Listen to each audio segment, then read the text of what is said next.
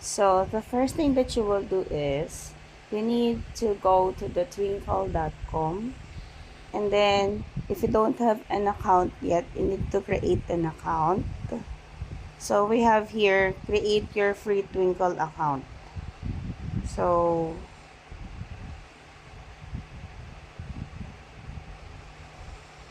we need to create.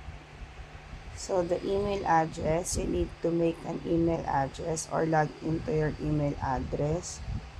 So, and then I'm not gonna use that one. I'm going to use my personal email, then password.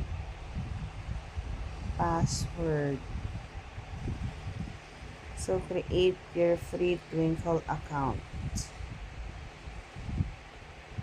So there you go. So tell us who you are so we can make everything perfect for you. So I am a teacher, so I will click teacher. So continue. And then I am a grade 4 to 6 teacher. Then continue. And then there you go. Good morning, Angel. So here you can see a lot of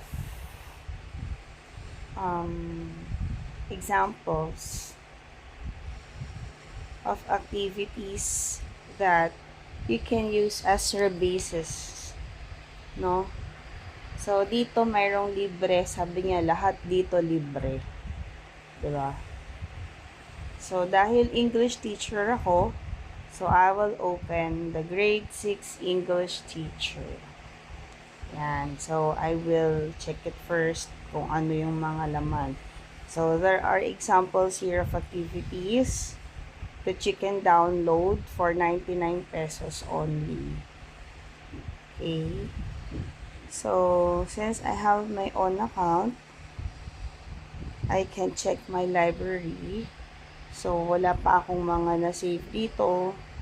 So, yan, pwede ako mag-download or pwede rin ako mag-create. Now, kung halimbawa, may mga questions ka, andito si help. Magtanong ka lang. So, ayan yung aking account. So, manage learners.